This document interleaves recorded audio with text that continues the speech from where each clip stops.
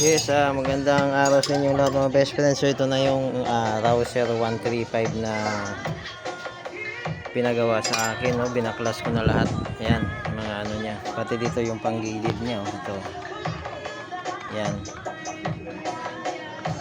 Kaya lang, nung binuksan ko, tataka bakit gasolina yung laman ng, ayan, tingnan nyo, oh. Oh. Oh, gasolina yung laman ng makina. Kumalat na nga sa ano, sa ayan, oh, ayun. Imbis lang is gasolina yung ano, yung lumabas. Ayan, tingnan niyo mga best friend, gasolina. Oh. Oh. Diba? Ayan. Oh. Naghalo na yung langis at saka yung gasolina. Ayan, oh. Nakuha ko gasolina. Oh. Pwede pang linis, oh.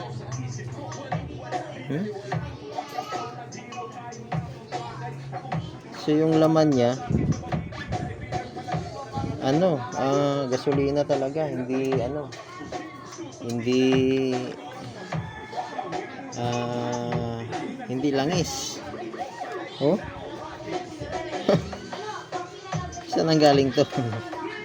Hindi ko pa nabuksan yung ibabaw, no? Ayan pa, ayan pa, oh. So dito pa lang nakita ko na basag yung ano, oh. Yung kanyang chain guide. Durog na, oh. Tapos yung kanyang tensioner manual. Kinonvert nila sa manual. So buksan ko muna to. Nagtataka lang ako bakit gasolina kasi yung laman ng ano, no? Ito, oh. Tataka ko saan galing to. Saan dumaan? Yan naman. Diba?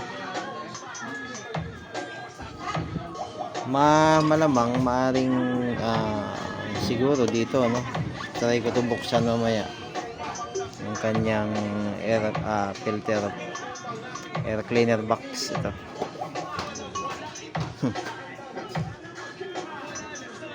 Puro langis, puro gasolina, oh. Imbis sa tangke, sa makina.